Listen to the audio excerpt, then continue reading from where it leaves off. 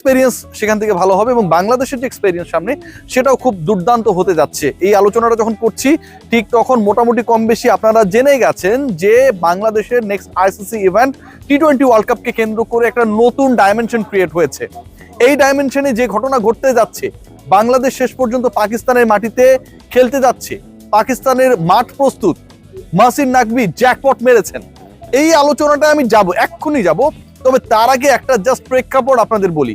কদিন আগে ESPN Cricinfo they made a report that বাংলাদেশের যে দাবি ভেন্যু চেঞ্জ করার যে দাবি, সেই দাবিটা নাকচ করে দেওয়া হয়েছে ইন্টারন্যাশনাল ক্রিকেট কাউন্সিল থেকে।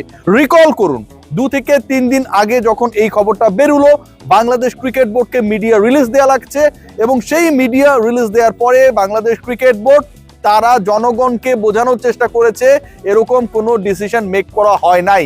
ESPN Cricinfo that time played a role on behalf of BCCI। আপনারা জানেন যে ইন্ডিয়া বেসড জার্নালিস্ট সেই ESPN ক্রিকইনফোকে কন্ট্রোল করে এবং ভারত এবং ভারতীয় ক্রিকেট বোর্ড ICC, এই যে 3টা পার্ট রয়েছে, এদের চাওয়াটাকে পাবলিকের মনস্তত্ত্বের মধ্যে ঢোকানোর একটা চেষ্টা ছিল।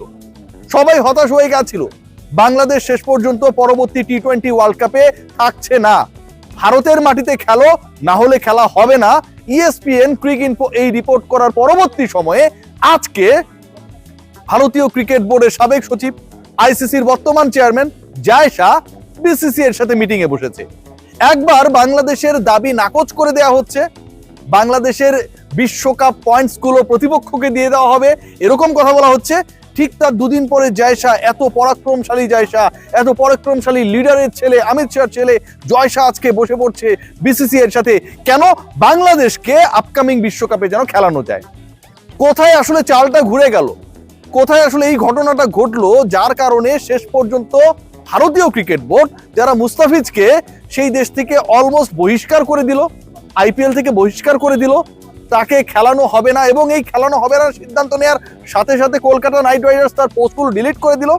সেই ভারতীয় ক্রিকেট বোর্ড ইউটার্ন নিল, বাংলাদেশ BCB এবং পাকিস্তান PCB, BCB এবং PCB এই 2 ক্রিকেট বোর্ডের ক্রিকেট কূটনীতির কাছে পরাজিত হয়ে চাপে পড়ে হেরে গিয়ে Pakistan cricket board they played a role, এবং যেই রোলটা এখন এক্সপোজ হয়েছে, ICC কে মহসিন নাকভির PCB চিঠি পাঠিয়েছে, যদি কেউ বাংলাদেশের ওয়ার্ল্ড কাপ ম্যাচ আয়োজন করতে অপারগ হয় তাহলে PCB এই ম্যাচেসগুলো আয়োজন করবে, পাকিস্তান ক্রিকেট বোর্ড আয়োজন করবে। যে লজিস্টিক্সের কথা বলা হচ্ছে, সময় স্বল্পতার কথা বলা হচ্ছে, ভেন্যু রেডি করার কথা বলা হচ্ছে, এবং এই কারণগুলোর কারণে বাংলাদেশের ম্যাচগুলো অন্য কোনো ভেন্যুতে স্থানান্তর করা যাবে না, এই কথা বলা হচ্ছে। প্রত্যেকটা প্রশ্নের উত্তর যখন PCB স্ট্যান্সটা নেয় একবারে পেয়ে যাওয়া হয়।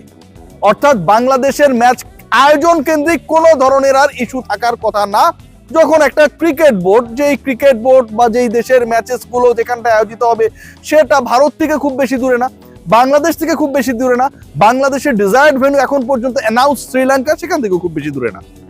ভারতীয় ক্রিকেট বোর্ড কোন প্রেসারে পড়েছে দেখুন। মাসিন নাকভির এই দাবি quite interesting, diplomatic and logical. আপনার বলার এখন সুযোগ নেই যে বাংলাদেশের ম্যাচ আয়োজন করার জন্য শ্রীলঙ্কা প্রস্তুত না, খেললে ভারতেই খেলতে হবে, কারণ আরেকটা বিকল্প ভেন্যু তারা হাত তুলেছে, উই আর রেডি। তাহলে আপনি কি করতে হবে? আপনি কি পাকিস্তানের কাছে হেরে যাবেন? PCBর কাছে হেরে যাবেন? নাকভির কাছে জয় শাহ হেরে যাবে? ডেফিনেটলি না। ইন্ডিয়ানরা এটা হতে দেবে না ভাই। কি করবে? বাংলাদেশের ম্যাচ তোমরা আয়োজন করো, BCCI তুমি বিকল্প পরিকল্পনা বাস্তবায়ন করো, এবং সেটা যদি 4টা ম্যাচের 4টাও শ্রীলঙ্কায় খেলিয়ে হয়, ইউ মেক ইট। এই যে একটা সিচুয়েশন ক্রিয়েট হয়েছে, এই যে একটা cricket diplomacy end of the day BCCI এবং ICC কে প্রেসারে ফেলেছে, এটা অবিশ্বাস্য, অবিশ্বাস্য।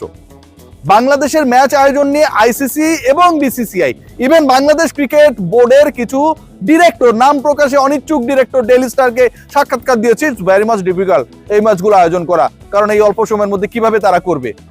এই যে ডিরেক্টররা, ফালতু টাইপের কিছু লোকজন যারা ডেইলি স্টারকে ইন্টারভিউ দিয়েছে, এটা আমার কথা না, ডেইলি স্টারের কথা, তাদেরও মন খারাপ ভাই।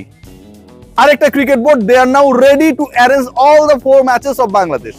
পাকিস্তানে যেতে ডেফিনেটলি ইংল্যান্ডের ক্রিকেটারদের আপত্তি থাকবে না, PSL এ খেলে তারা।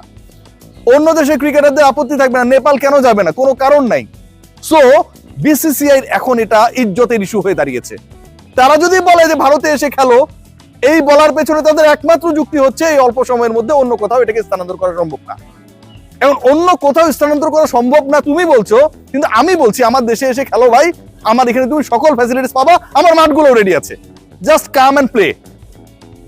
কত বড় ট্রিকি স্ট্যান্স নিয়েছে পিসিবি যে নিজের ম্যাচগুলো তারা গিয়ে খেলবে শ্রীলঙ্কাতে, ভারতের সাথে তাদের ম্যাচ শ্রীলঙ্কাতে, আবার বাংলাদেশের ম্যাচ নিজেরা আয়োজন করবে। মহসিন নাকভি আসলে একটা মাল, একটা অস্থির মাল।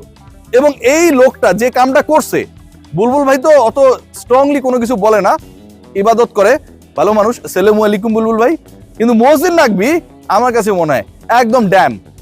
সো জায়েশাকে আজকের এই দিনে বিসিসি এর সাথে বসতে হয়েছে, আইসিসি কে বসতে হয়েছে।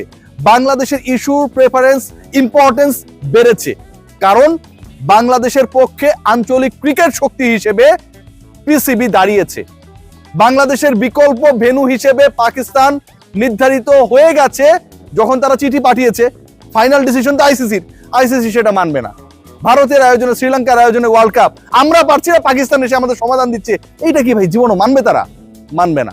ফাইনালি বাংলাদেশের 4টা ম্যাচই হোপফুলি শ্রীলঙ্কায় হবে। তবে আবারও বলছি, যে ইকুয়েশন, যে সমীকরণের কথা আমি আপনাদেরকে গতকালকে বলেছিলাম, যে 3টা ম্যাচ শ্রীলঙ্কায় হবে, কলম্বোতে হবে, কলম্বো 2টা ভেন্যুতে হবে, কলম্বোতে মাঠের অভাব নাই।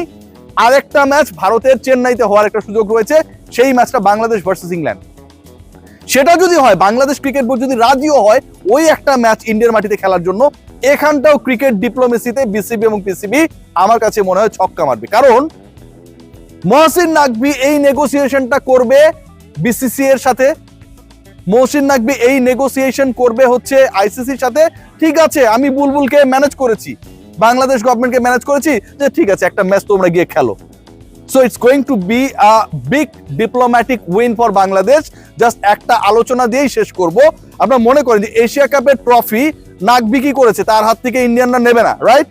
তিনি এটা নিয়ে গেছে, লকারে মেরে দিছে তালা, চাবিটা নিয়ে পকেটের মধ্যে চলে গেছে পাকিস্তানে, কেউ আর পায় না। আইসিসির মিটিং এ হ্যান্ড ওভার করেছে, তার হাত থেকেই ভারতীয় প্রতিনিধিদের সেই ট্রফি নিতে হয়েছে। This is what Mohsin Naqvi is. So আমার কাছে মনে হয় যে যেই খেলাটা জমে উঠেছে, ফাইনালি বাংলাদেশের ম্যাচ বয়কটের তো সম্ভাবনা নেই, শ্রীলঙ্কায় তো হবেই।